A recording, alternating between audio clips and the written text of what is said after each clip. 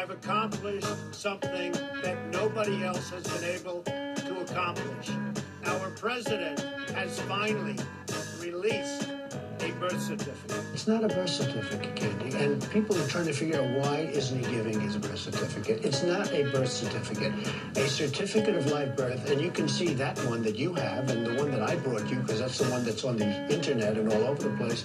Why has he spent over $2 million in legal fees to keep this quiet and to keep this silent? My fellow Americans, Donald Trump is here tonight. No one is happier, no one is prouder to put this birth certificate matter to rest than the Donald. He can finally get back to focusing on the issues that matter. Like, did we fake the moon landing? What really happened in Roswell? And where are Biggie and Tupac?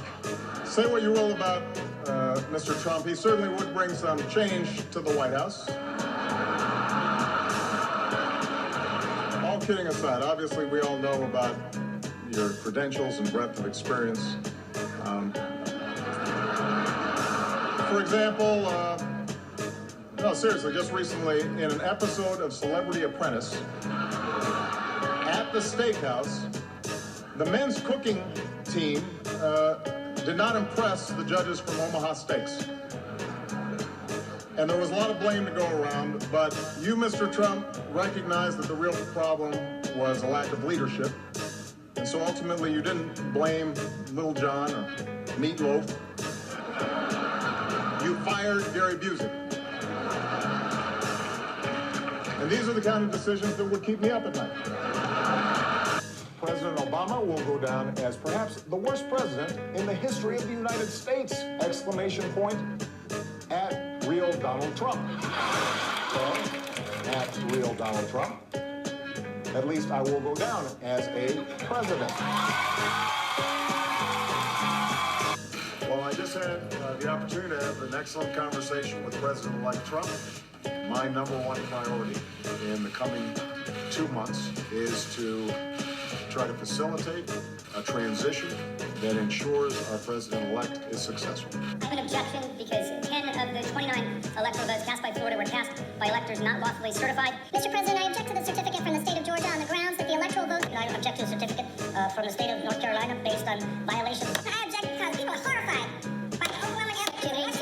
I object to the certificate from the state of Alabama. The electors were not lawfully certified. I object to the 15 votes from the state of North Carolina because of the massive voter suppression and the closing of polling booths. I do not wish to debate. I wish to ask, is there one United States senator who will join me in this letter? There is no debate. Is if an American election was rigged and stolen from you. If Stacey Abrams doesn't win in Georgia, they stole it. It's clear. It's clear. And I say that publicly, it's clear. You can run the best campaign. You can even become the nominee.